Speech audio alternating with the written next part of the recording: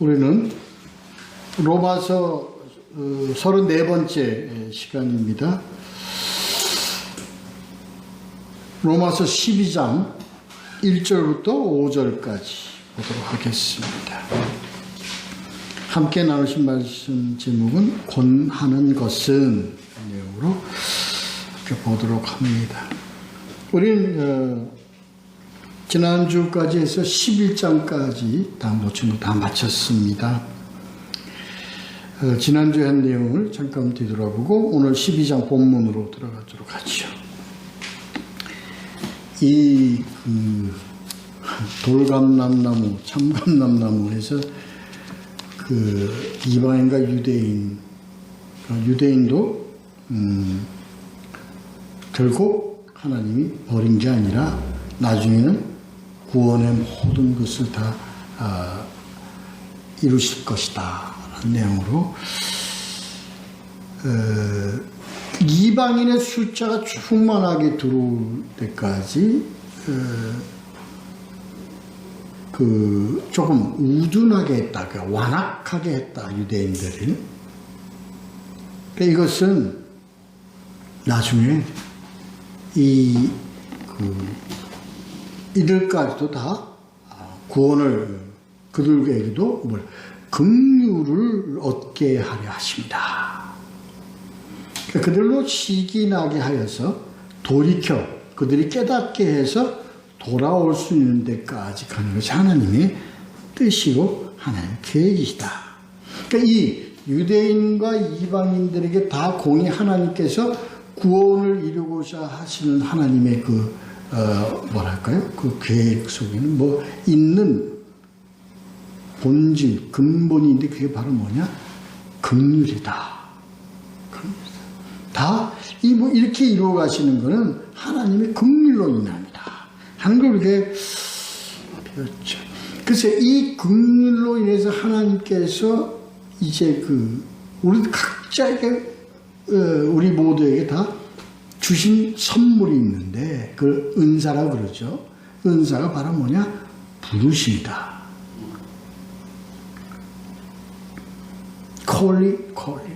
콜링이라는 말 참 잘하죠. 우리들. 콜링, 부르심이다. 이 부르심은 하나님의 긍휼로부터 오는 그런 은사, 선물이다. 기프트. 선물이다.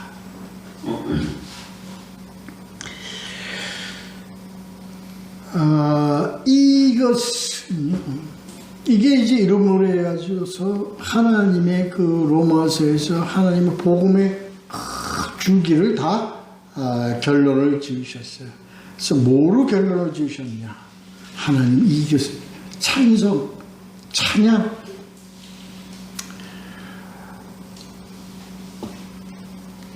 이러한 하나님의 계획을 누가 알겠어요? 누가 뒤에서 누가 그러한 지략을 갖고 있겠느냐? 누가 주의 마음을 알았느냐? 누가 그의 모사가 되었느냐? 없다. 그래서 하나님의 이러한 것을 다른 종교와 비교한다는 것 자체가 모순이다. 그리고 하나님의 이 지혜, 이러한 하나님의 예정에 포함된 은혜는 어느 흉내낼 수 없고 비교할 수도 없다. 그래서 이게 비교 종교학이나 그 다음에 다원론은 절대적으로 배격되어져야 된다. 어디 감히 그렇죠? 어디 감히 또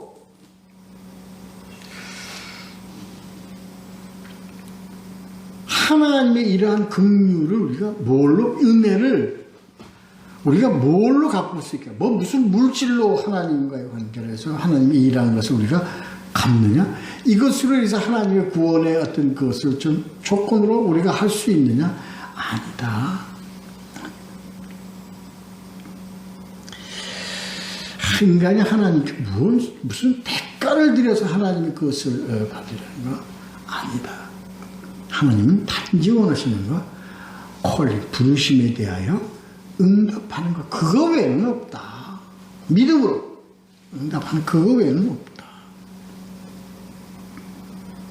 세력으로 하나님을 얼마나 찬송받기에 합당하며 하나님의 영광이 하나님께 나타나는 것이 우리가 영광으로 하나님께 돌리는 것이 당연한 것이다 라는 걸로 1장부터 11장까지 하나님의 교리의 대단원을 결론 짓습니다. 그래서 오늘 12장서부터 16장 마지막 16장까지는요. 그러면 우리가 이 은혜 속에 하나님의 긍휼 속에 우리가 삶을 살아가기 위해서는 어떻게 해야 되느냐 하는 지침 아니면 권면 이런 내용들이죠. 오늘서부터 이렇게 전개돼 가는 것 같습니다.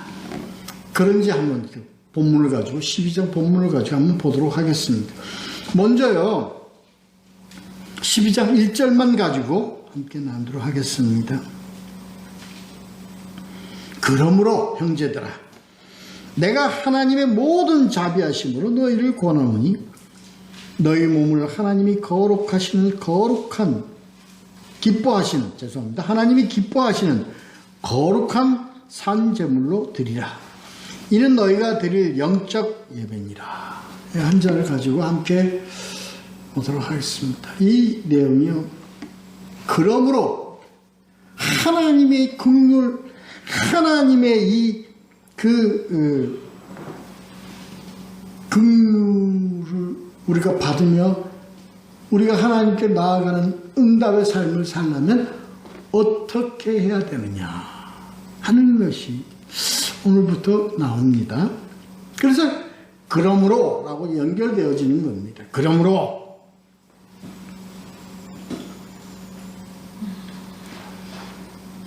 그래서 1장부터 11장까지 그 교리를 하나님의 구원의 성취를 이루어가는 길, 하나님의 이러한 그 예정, 하나님의 이 예정은 하나님의 긍휼로부터 온다는 이러한 그 하나님의 이 길, 이 속에 우리가 삶을 살아가려면, 그러려면, 그러므로 이렇게 표현하는 겁니다.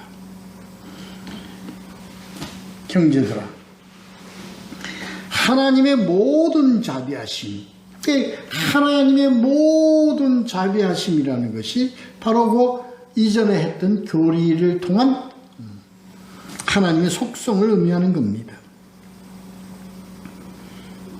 그리고 우리가 지난주에 했던 11장 32절에서 모든 사람에게 긍휼을 베풀려 하심이라 하는 이 자비. 그래서 이것으로 고난을 이제 그렇습니다. 골로새서 3장 12절에요. 그러므로 같이 그러므로 나옵니다. 너희는 하나님이 택하사 거룩하고 사랑받는 자처럼 긍휼과 자비와 겸손과 온유와 오래 참음으로 옷 입고 이렇게 이 자비가 이렇다면 자비. 이 하나님의 자비라는 게 뭐예요? 하나님의 모든 자비라는 것이 바로 긍휼과 자비와 겸손과 온유와 오래 참 하나님의 속성으로 옷을 입어라.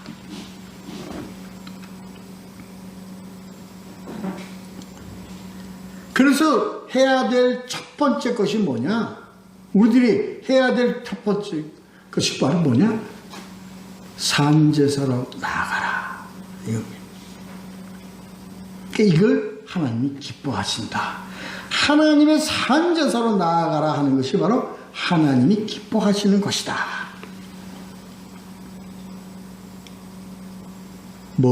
너희 몸을. 이 몸이라는 것은 우리는 이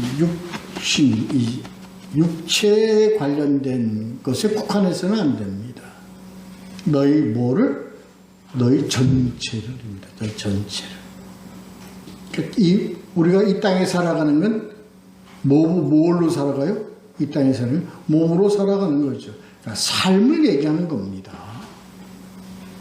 그래서 너희 몸이라는 것은 너희들의 삶을, 이 땅 위에서 삶을 살아가는데 이 삶을 어떻게 하라? 산제사로, 산제물로, 그렇습니다. 거룩한 산제물. 왜 바울이 여기서 산제물로 표현을 했을까요? 이게요, 구약의 그 성전으로서의 삶과 그리고 신약에 와서 구약으로서의 삶의 차이입니다. 구약에서 제사는 뭘로 드려요? 제물로 드리는 거예요. 이 제물은 뭐의 피로? 죽은 동물의 피로예요. 이게 제사입니다. 구약에서의 제사입니다. 그럼 그래서 뭘로 드렸어요? 구약에서는 하나님께 뭘로? 죽은 제물로 드렸어요. 죽은 동물이라는 제물로 하나님께 드렸어요. 왜요? 그게 그림자이기 때문에 그렇습니다. 이제는 우리는 이런 죽은 제물로 하나님께 드리는 것이 아니라 산제사로 나아가는 것이 뭐냐? 바로 교회.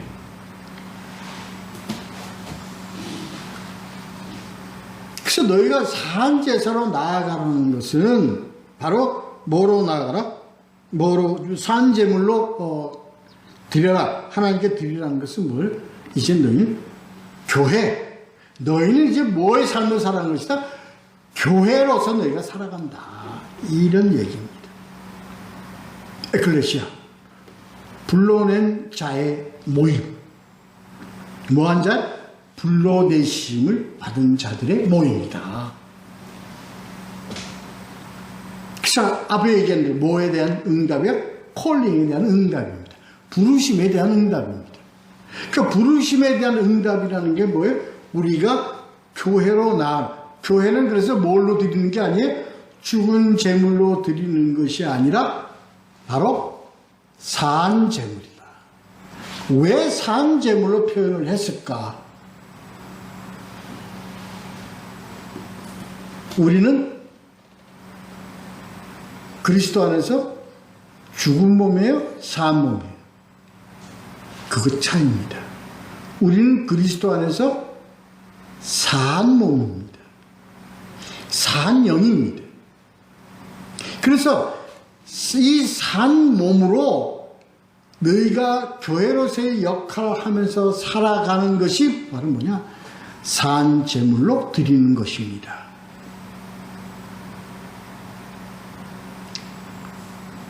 근데 우리가 살았다는 것은요, 뭐에 의해서? 우리는 살리는 영에 의해서 우리가 뭐가 됐어요? 산 영이 됐습니다. 그렇기 때문에 우리는 산자가 된 거예요. 산 몸이 된 겁니다. 그래서 뭘로 우리는 가야 돼? 우리는 이게 뭘로 나가야 돼? 산 영으로, 산 영의 삶으로 나아가는 것이다. 이게 뭐예요? 바로 산제물, 산제사로 나아가는 것이다.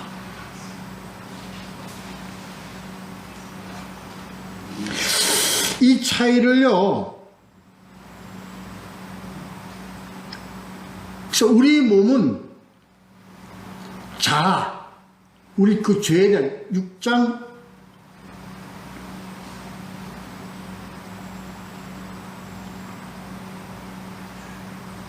로마서 6장 12절 13절에요. 이렇게 되어 있습니다. 그러므로 너희는 죄가 너희 몸을 지배하지 못하게 하여.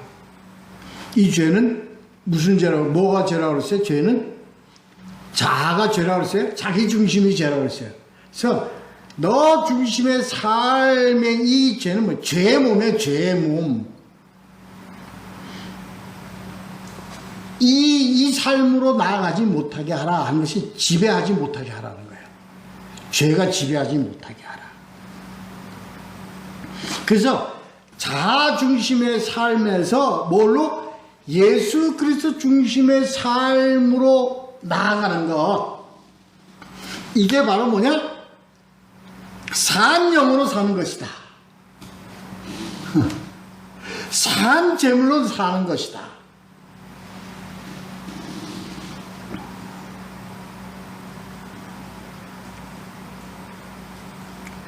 그래서 이렇게 사는 것이 뭐 너희 지체를 의의 무기로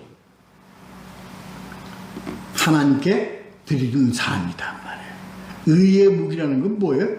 바로 예수 그리스도의 의, 예수 그리스도로라는 것은 뭐예요? 복음으로.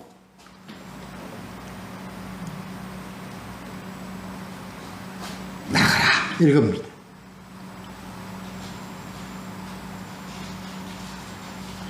이거 오늘 중요한 내용입니다. 구약에서의 제사는 뭘로? 죽은 제물로 하나님께 드리는 거예요.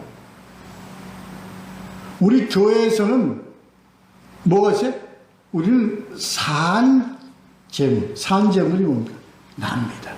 몸, 이것은 뭐예요? 영에 의해서, 산영에 의하여 산영으로서의 삶을 살아가는 것, 이겁니다. 산영이라는 것은 바로 뭐예요? 바로 예수 그리스도. 뭘로? 예수 그리스도 뭐라고? 복음으로.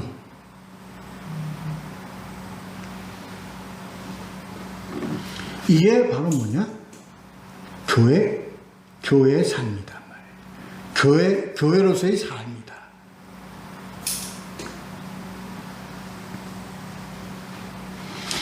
그래서 너희는 하나님의 성전인 것. 이 하나님의 성전은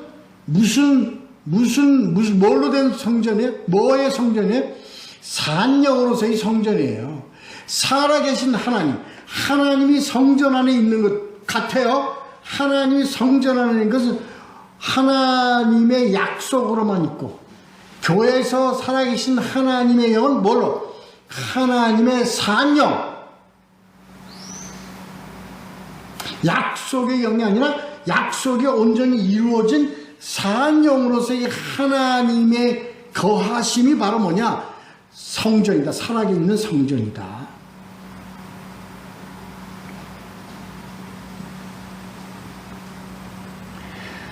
그래서 다시 말해요. 성령이 우리 안에 계시는 것이다. 이게 바로 산재물의 삶이다.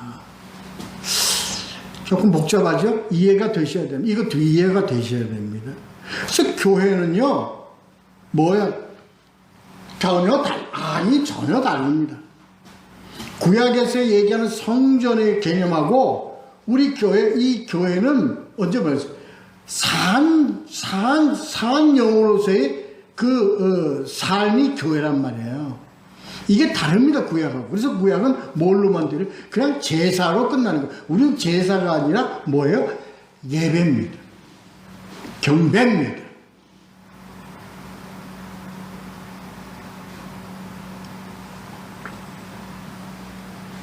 이걸 바로 뭐라 그러냐? 한마디로 이게 영적 예배다.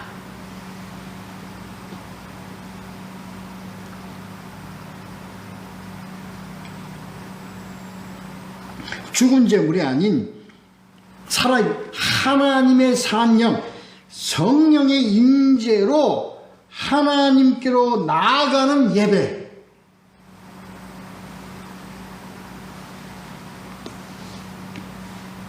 그래서 이러한 삶을 이 교회로서의 삶을 살아가는 것은 우리가 얘기하는 눈에 보이는 교회 공동체 안에로서의 삶이 아니라 하나님의 콜링에 응답하는 삶 전체가 바로 뭐냐? 예배다. 그래서 우리가 늘 얘기했듯이 뭐가 예배다? 우리들의 삶 전체가 다. 삶 자체가 예배다. 예배는 하나님을 경외하고 하나님을 경배하고 하나님 삶의 가치를 하나님, 즉 예수 그리스도에 두며 삶을 살아가는 것이 바로 삶의 예배.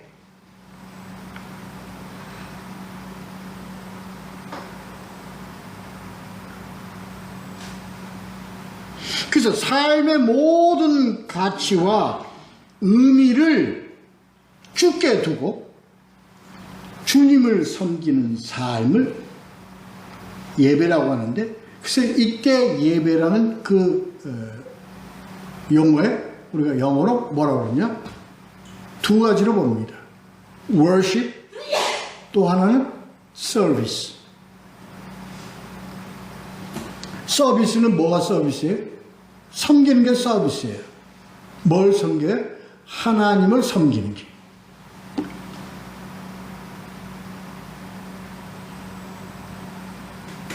또 두 가지. 그래, 경배와 섬김이요. 누구를 섬겨요? 하나님을 섬겨요. 하나님을 섬기면 어떻게 우리가 나타내요? 하나님을 섬기듯이 무엇을 섬기는 게 하나님을 섬기는 거예요? 이웃을 섬기는 게 하나님을 섬기는 것이다.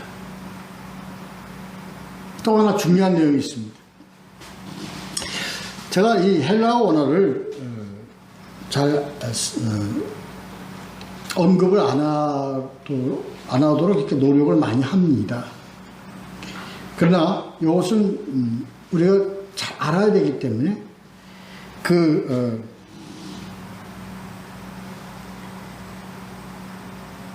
예배를요, 로기켄이라고 합니다.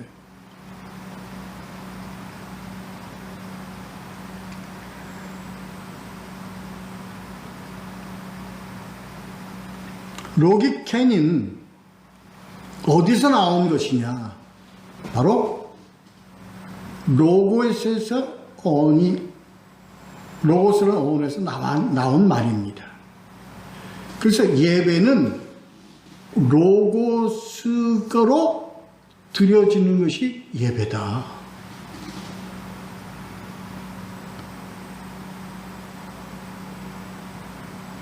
그래서 예배는요, 하나님에 드리는 이 예배의 가장 중심된 것이 바로 뭐냐? 로고스입니다. 말씀입니다. 이 어원으로 봐서도 반드시 예배는 무엇으로 채워져야 되느냐? 말씀, 로고스로 채워져야 합니다.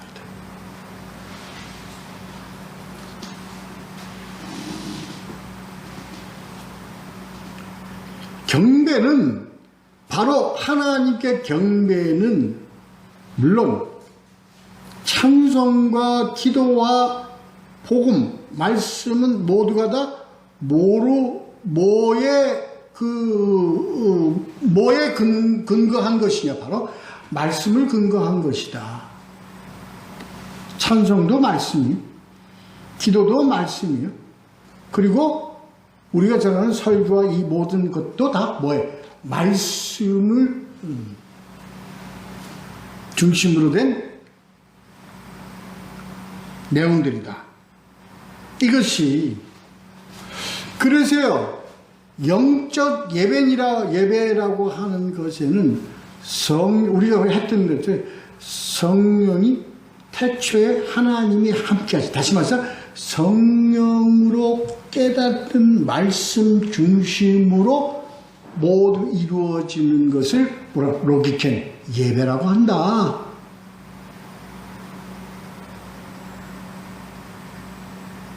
그렇습니다. 자, 오늘 이 1절의 말씀에서 산제물로 나아가는 것이 어떤 의미냐? 그 다음에 예배는 영적 예배라는 것은 어떤 의미냐 하는 것을 우리가 함께 지금 나누어 보았습니다. 그래서 교회는요, 성령으로 인도하고 성령으로 인도되어지는 말씀으로 채워져야 되고, 말씀으로 드려져야 되고, 말씀으로 순종 이루어지는 것을 교회의 삶이라고 한다. 이렇게 해요. 이걸 잊어서는 안 됩니다. 그렇습니다. 자, 두 번째 단락.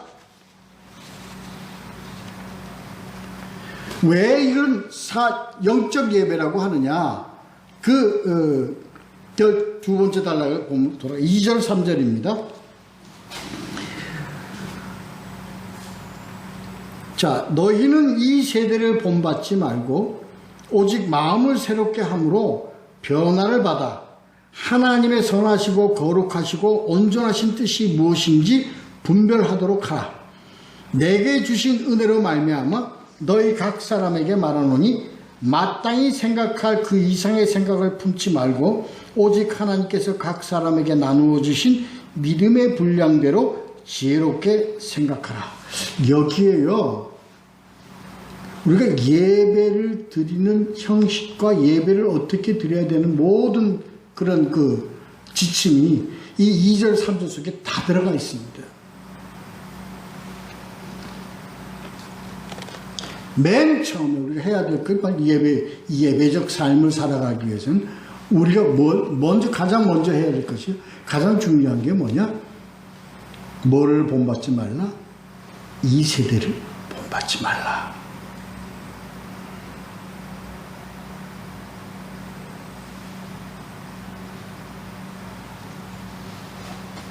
우리가 예배적 삶을 살아갈 때요, 우리는 인생 삶을 살아갈 때 뭐를 본받지 말라는 거예요? 이 세대를 본받지 말아야 합니다. 이 세대란 뭐예요? 바로 이 공중권세 잡은 세력이 지배하는 이 세상의 모양과 형태, 이겁니다. 그게 바로 뭡니까? 탐욕, 욕심, 정욕, 시기, 질투, 전쟁, 이러한 것들입니다. 이게 뭐가 잡는, 공중권세가 잡는 세상에서의 속성, 모습입니다. 그렇죠. 그게 어디서부터 나옵니까? 바로 자란 죄로부터 나오는 겁니다. 자기 욕심, 자기 중심, 여기서부터 나오는 겁니다. 이거 본받지 말라는 거예요. 그래서 이 세대를 본받지 않는 것은 이거 대신에 뭐예요? 우리는 베풀고 위하고 사랑하고 그러므로 온유하고 화평하고 이런 겁니다.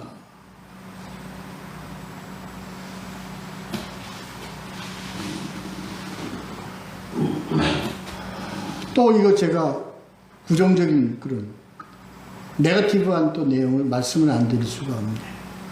오늘날 교회가 어때요? 전부가 다 뭐에 자기 독선으로 아주 가득 차 있습니다. 그래서 뭐예요? 줄 때까지 줄려고 합니다. 그래서 뭔가를 가시적인 것으로 뭔가를 탑을 쌓으려고 하고 있어요. 최고가 돼야 돼요. 가장 커야 돼요. 가장 유명해야 돼요. 많이 받아야 돼요. 많이 취해야 돼요. 내 이름이 하늘 끝까지 올라가야 돼요. 이게 이 세대의 모습입니다. 이 세대의 양태입니다. 그 어떻게 하지? 죽을 때까지 뭐 하는 거예요? 그냥 독차지하려고, 자기 것 채우려고 하는 삶을 살아가는 이러한 모습이 이 세대의 모습입니다. 근데 이 세대의 모습을 누가 그렇게 쫓아가요? 교회가 그렇게 쫓아가고 있어요.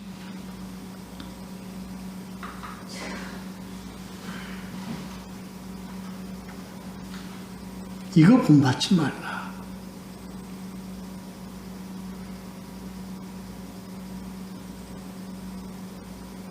이렇게 하려면, 이 세대를 본받지 않게 하려면 어떻게 해야 돼요? 우리가 매일매일 우리 마음을 어떻게 새롭게 해야 합니다.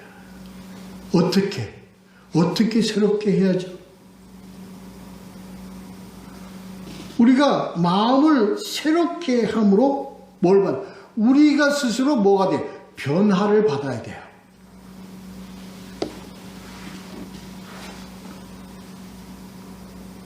어떻게 해야만 매일매일 새롭게 변화되는 그 변화의 삶을 살아갈 수 있습니까? 다른 건 불가능합니다. 뭘로만? 오직 태초에 하나님이 함께 하시는 말씀으로. 그래서 이 말씀은, 그래서 우리가 이 교회적 예배적 삶을 살아가기 위해서는 항상 우리 안에 우리가 항상 뭘 가지고 살아가야 돼요? 우리는 다른 게 아니라 말씀, 복음을 가지고 살아가야 되는 거예요. 이 복음은 예배 시간에 펼쳐보는 게 복음이 아니고 우리들의 삶 전체에 우리를 끌고 가는 그 복음이 된다 이 얘기입니다. 그러면 뭘로 이것을 하나님이 함께 하시는 말씀이기 때문에 이 성령이 함께 하셔 성령이 깨닫게 해주시는 이 말씀으로 우리는 깨닫고 심령이 새롭게 되고, 그래서 이것을 예수 그리스도가 뭐라고 얘기했으나 너희 배에서 뭐가 넘쳐나? 생수가 넘쳐나는 거예요. 이 생수는 한 번 마시고 끝나는 게 아니라 계속적으로 마셔야 해요. 가라지 아니하고 늘 내 안에서 생수가 생명이, 그리고 다시 살아나는 새로운 삶이 우리 안에서 거듭거듭 나타나는 거예요. 거듭거듭 나타날 수 있는 거예요.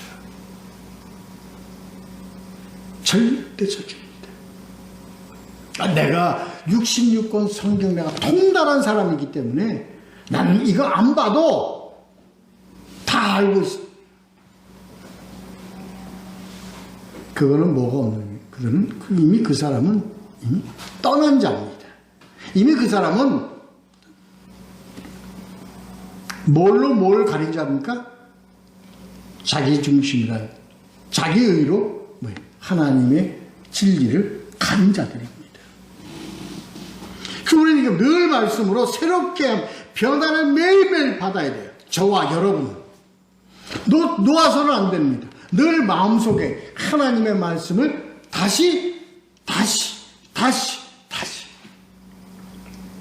그런데 그 같은 말씀도 우리가 매일매일 읽고 듣고 함으로써 우리가 말씀을 통해서 먹는 생수가 매일매일 새롭게 우리를 가르쳐 해소시켜주는 그런 생수의 역할을 한다는 걸 우리가 잊어서는 안 됩니다. 그리고 해야 돼. 또 이러한 매일매일 변화를 받아서 이 복음으로 우리가 삶을 살아가는 것이 바로 뭐냐? 하나님의 온전하신 뜻, 거룩하시고 선하시고 기뻐하시고 그리고 온전하신 뜻이 무엇인가를 뭐 하는 거예요? 분별하는 거예요. 그래서 복음을 가지고 삶을 살아가는, 성령의 인도함을 받는 복음에 의해서 삶을 살아가는 자는 뭐를 가진 자예요? 분별력을 가진 자들입니다. 그래서 이 세대가 하는 직색 넘어가지 않고 속지 않고 구분할 수 있고 그런 삶을 살아가는 겁니다. 우리가 왜 이단에 속는 줄 아십니까? 왜 이단에 넘어가는 줄 아십니까? 뭐가 없기 때문이에요? 분별력이 없기 때문입니다. 분별력이 없는 건 뭐가 없기 때문에? 우리 안에 말씀, 복음이 없기 때문입니다. 이 복음이라는 것은 늘 항상 우리가 기억해야 돼요. 이 복음이라는 복음에는 항상 뭐한 복음이에요? 태초에 하나님이 함께 하신 복음이에요. 다시 말해서 성령의 인도함을 받은 복음이에요. 그렇습니다.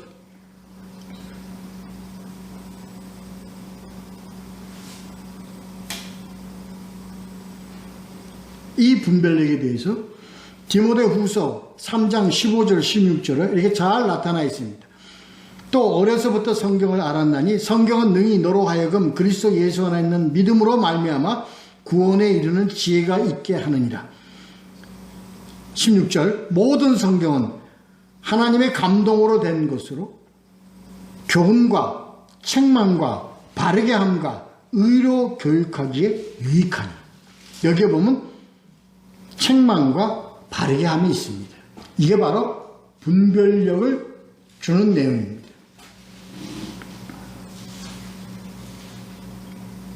자, 그렇죠.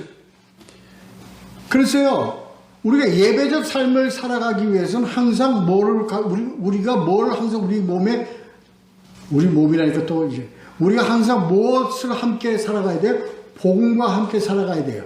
복음과 함께 살아가고, 그 다음에 3절에 내게 주신 은혜로 말미암아 너희 각 사람에게 말하노니, 각 사람이라는 건 뭐예요? 너희 각자 다시 말해서 너희 모든 사람에게, 각 사람에게 다 모든 사람 각 사람에게 해당되는 말씀이니 이게 바로 뭐냐?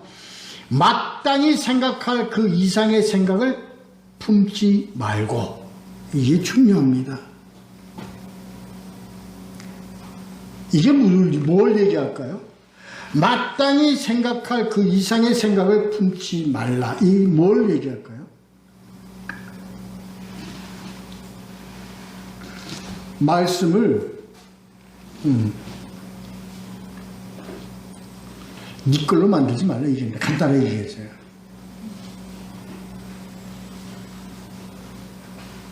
말씀을 너한테 맞추지 말라는 거예요.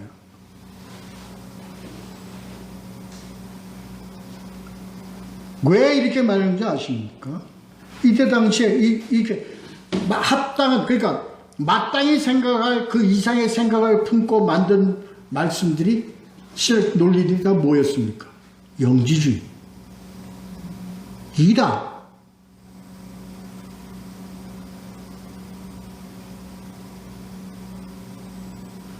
그래서 바울이 이렇게 얘기하는 겁니다.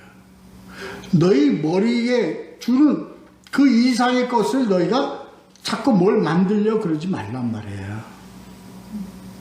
그래서 나온 게 뭐예요? 그래서 네가 네 마음대로 해석을 해.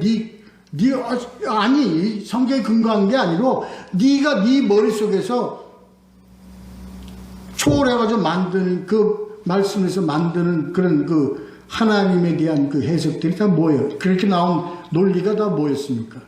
귀신론. 응?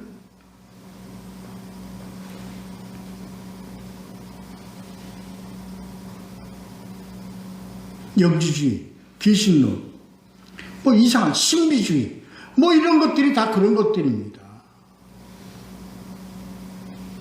하나님은 성경 말씀을 해석하는 것 이상의,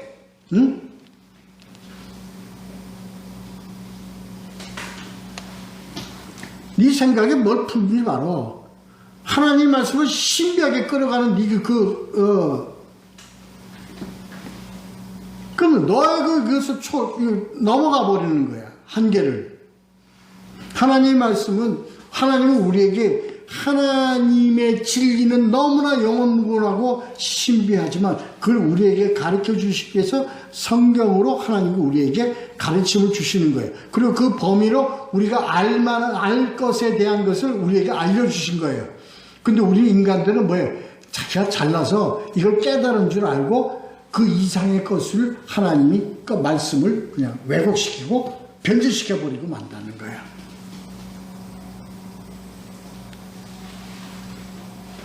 아주 중요한 내용들입니다. 그래서요, 하나님의 복음은 신비지만 하나님이 우리에게 가르쳐 주시는 신비는 신비주의가 아닙니다.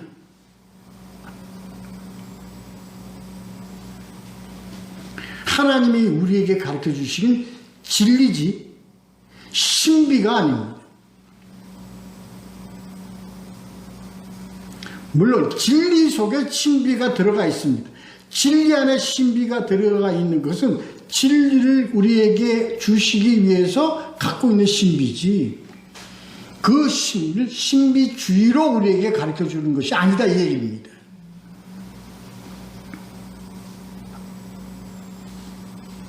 그래서 하나님이 우리에게 주시는 그 믿음의 분량대로라는 게 있어요. 그 다음 말씀에 각 사람에게 나누어 주신 믿음의 분량이라는 것은 하나님이 우리에게 주신 한계입니다.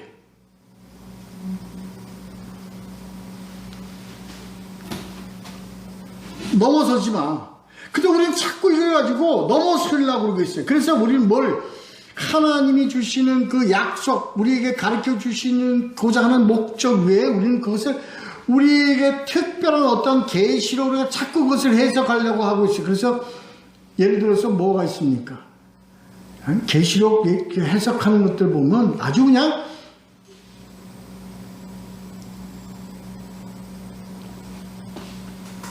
인간의 머리로 하나님의 세상을 자꾸 해석을 하고 하려다 보니 아주 유치한 해석들이 나오는 겁니다.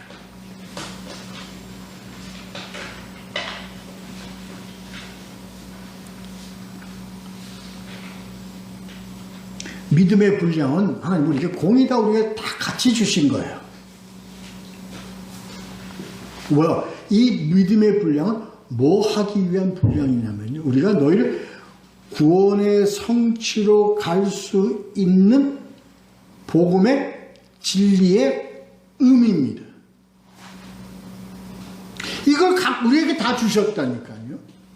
배운 놈이나 안 배운 놈이나, 똑똑한 놈이나 좀 미련한 자들이나, 어느 누구에게, 게으른 자나 우리는 부지런한 자, 어느 누구에게 하나님은 그 분량들을 우리에게 다 주셨어요. 그 주신 걸 우리가 어떻게 깨달아요? 어떻게 우리가 받아요? 어떻게 우리가 그것을 우리 것으로 소유할 수 있어요? 뭐예요? 성령으로 인해서. 성령의 인도하심에 따라서 우리가 깨달을 수 있도록 할 수 있는 그 영역이 바로 뭐냐? 분량이다. 믿음의 분량이다는 거야. 박사 학위가 아니라 박사 10개를 가지고 있는 사람도 이 분량 이상은 깨닫지 못하게 돼 있어요. 신학을 아무리 하고 원서의 원서를 다 뒤져가면서 연구를 한 사람도 하나님이 주신 믿음의 분량은 넘어서지 못하게 되어 있어요. 왜요? 그게 하나님이 우리에게 주신 분량이기 때문에 그렇습니다. 근데 우리 인간들은 그걸 자꾸 넘어서려고 그래요. 자꾸 남보다 더 많은 것을 아는 것처럼 우리가 더 넘어서려고 그래요. 그래서요, 이상한 해석들, 이상한 주의들, 이상한 논리들, 이상한 신학들을 만들어내는 거예요. 연구는 계속해야 됩니다. 연구를 계속하고 연구를 더 무궁무진하게 연구를 해도 우리가 하나님의 것을 우리가 다 밝히 알아내는 데는 한계가 있을 수밖에 없습니다.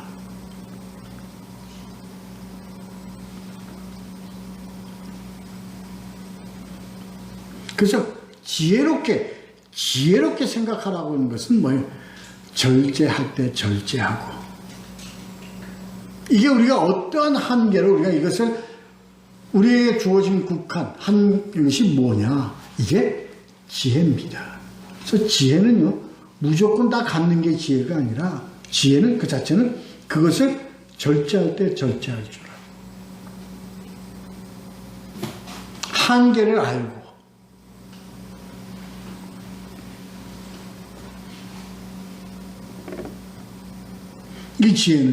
이 지혜는 바로 잠언서 1장 2절에 이는 지혜와 훈계로 알게 하며 명철의 말씀을 깨닫게 하며, 이 말씀을 깨닫게 하는 것은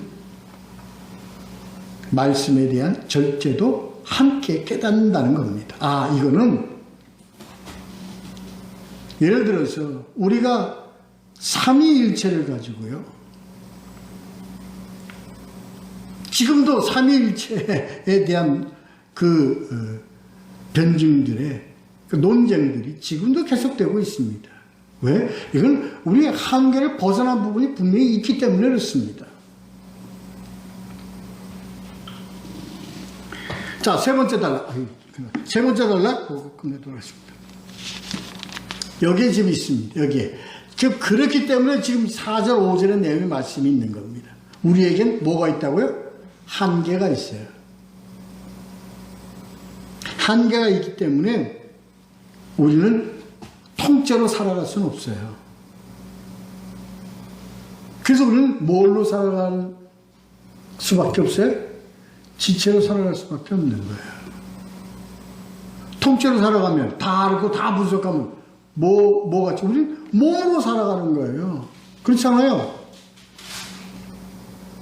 근데 뭐예요? 지체라는 것은 그걸 잘라내면 떨어지면 잘라내면 뭐예요? 유질리스 소용이 없습니다. 우리는 뭘로 살아가요? 예수 그리스도의 뭘로 살아가야 돼요? 지체로 살아가는 거예요. 그래서 우리 인간들은요, 예수로 살아가려고 그래요. 의미를 아시죠? 하나님 같이 돼요. 내가 모든 것을 다 통달하고 뭐 다 해서 내가 누구처럼 내가 돼? 하나님 같이 되려는 거예요. 그 한계를 하나님이 우리 인간에게 주셨어요. 그래서 우리 인간은 뭘로 살아가야 돼요? 지체로 살아가야 돼요. 여기 나오는 의미가 바로 그래서 있는 겁니다.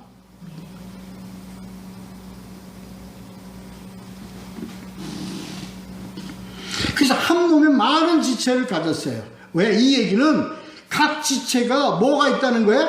한계가 있다는 거예요. 한계가.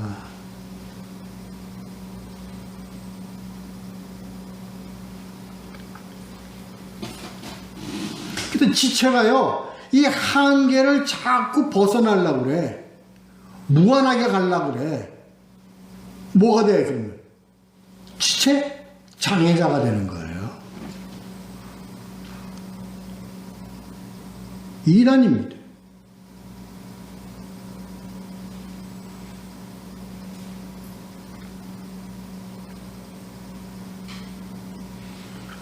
그래서 뭐가 돼요? 이단이 되면 뭐가 되는 거예요? 그건 즉시 누가 기뻐해요? 누가 기뻐하시는 분이 있죠. 그 기뻐하시는 분이 그래 넌 내 새끼다 그러는 거야. 그게 뭐예요? 사단에게 속하고 사는 습관을. 그래서 각 지체는요, 중요한 것은, 이걸 우리 인간의 한계로 만드는 것은 하나님께서 뭐 하게끔 살아가야 돼, 인간은? 뭐예요? 지체 독립적으로 못 살아요. 뭘로 살아가야 돼요? 연계가 돼서 살아가야 돼요. 그래서 지체 홀로 살아갈 수가 없어요, 우리는. 내가 아무리 똑똑해도 나 혼자 스스로 살아갈 수가 없다니, 이게 교회란 말이에요, 교회. 교회는 그래서 내 중심의 교회가 아니에요. 누구 중심의 교회요? 예수 그리스도 중심의 교회라고. 근데 자꾸 내 중심으로 가려고 그런다니까. 내 교회라고 한다고.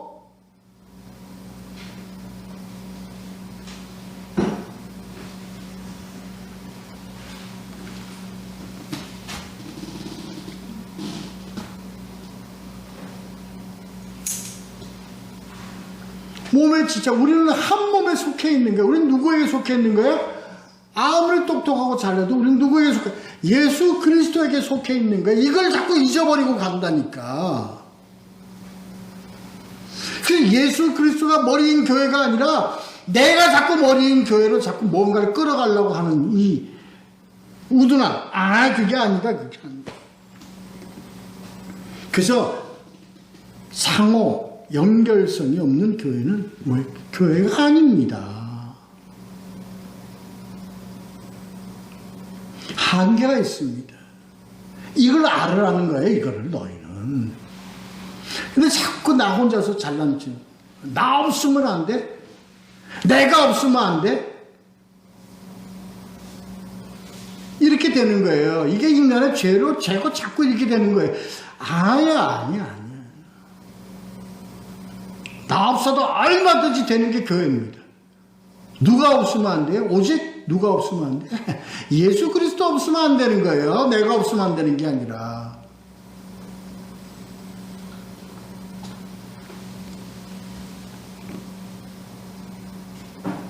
은사를 다 가지고 있어요, 우리요. 여기서요, 고린도전서 12장에 나와 있는 그 은사는요, 우리 각자 다, 너는 이 은사 가지고, 너는 이 은사, 그게 아니고, 우리는 이 은사를 다 가지고 있어요. 가지고 있는데, 분량대로 가지고 있다고. 그러니까 어떤 자에게는 요 은사가 분량이 더 커, 요 은사는 요 분량이 더 커요. 그렇기 때문에 뭐가 돼야 돼? 그거 얘기는요, 한계가 있다는 얘기예요. 그걸 나타내기 위해서 은사라는 게 있는 것이 특별하게 뭐 있는 게 아닙니다. 그게 아닙니다.